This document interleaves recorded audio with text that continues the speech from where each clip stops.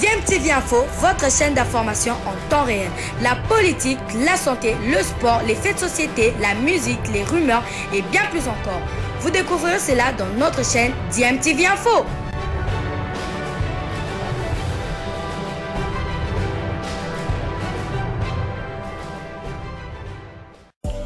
Vous êtes sur DMTV, bonjour ou bonsoir, tout dépend de l'heure à laquelle vous nous suivez. Tout plaisir est pour nous de vous retrouver, mais surtout de savoir que vous êtes nombreux en train de suivre votre chaîne YouTube DMTV. DMTV qui vous propose l'actualité, vous propose également des analyses et des réflexions sur des sujets d'actualité, sur des faits sociaux, tout simplement sur des réalités que nous observons ici chez nous en République démocratique du Congo.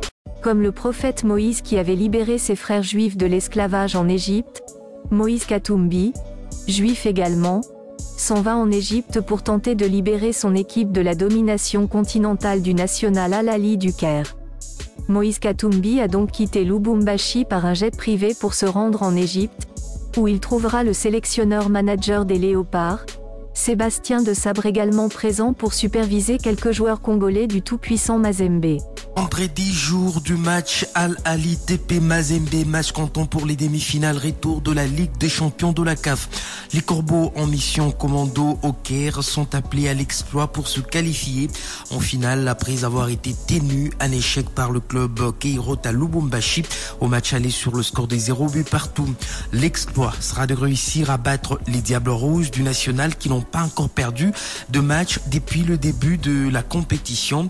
Au pire des cas, Mazembe devra donc obtenir un nul avec but pour se qualifier et aspirant à aller chercher une 6e couronne en Ligue des Champions.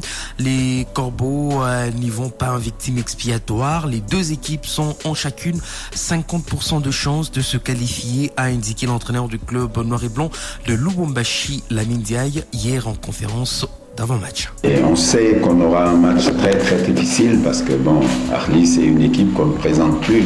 On n'a pas 11 titres de champion d'Afrique par hasard. On sait que c'est une grande équipe, mais je peux vous faire savoir qu'on n'est pas venu non plus en tourisme. Et qu'on est venu défendre nos chances qui sont de 50-50 aujourd'hui. Quand on joue, quand on s'engage dans une compétition, c'est pour aller le plus loin possible.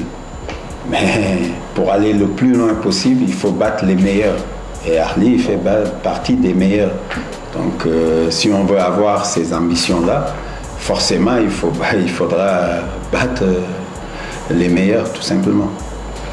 Devant plus de 50 000 supporters attendus, le natif de Thiès ne craint pas et espère un succès d'orgueil de son équipe à Cairo International Stadium. Vous savez, à l'époque, il y avait beaucoup plus que ça. Je pense que ça montait jusqu'à 80 000. On sait que ça fait beaucoup de bruit. Mais encore une fois, on est là pour défendre nos chances, mais à fond. Ce sera difficile. C'est contre une grande équipe, expérience, ils ont l'expérience, ils ont les joueurs avec, mais encore une fois, un match de football reste un match de football. Et demain, c'est un autre match. Demain, c'est un autre match et certes, on joue à l'extérieur, on joue devant un bon public qui est derrière son équipe, mais n'empêche, on défendra nos chances, mais vraiment bec et ongle. On est venu en tout cas pour jouer. On est venu pour jouer. Voilà, on aime le jeu et j'espère que le jeu sortira, le football sortira vainqueur, en tout cas de ce match-là, que la meilleure équipe gagne, tout simplement.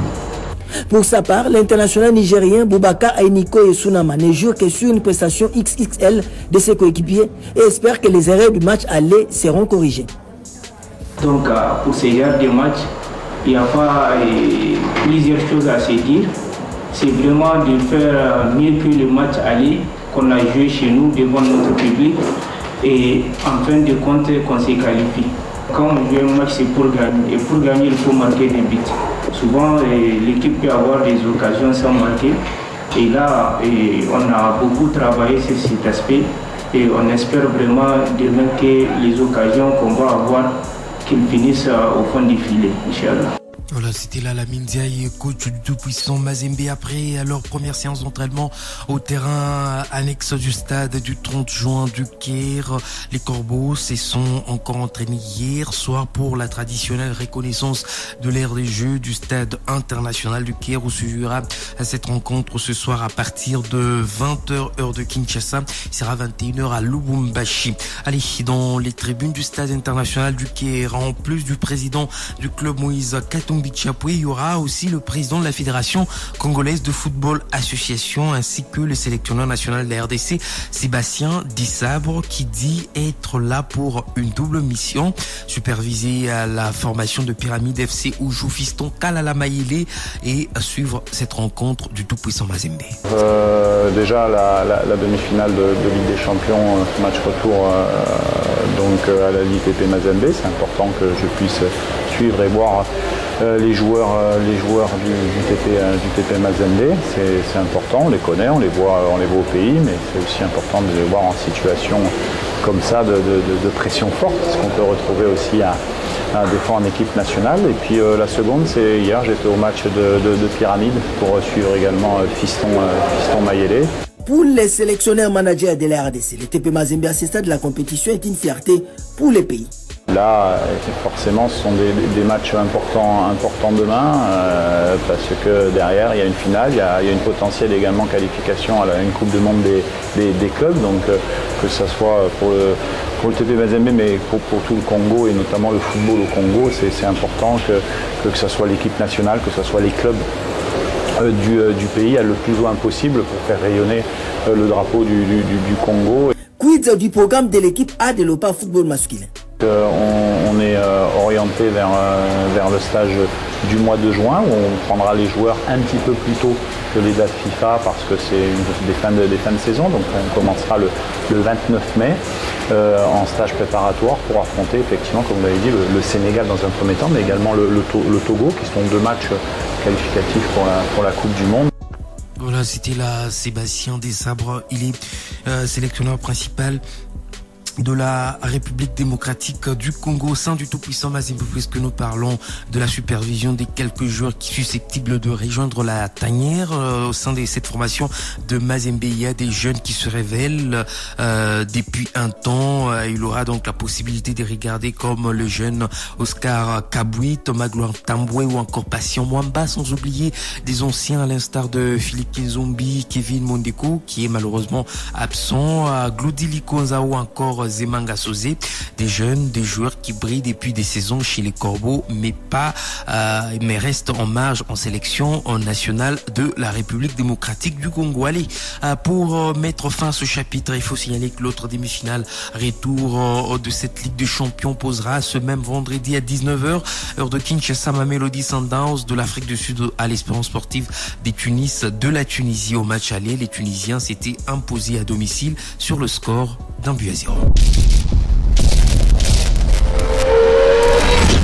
Bilile le kamalo bana ebele.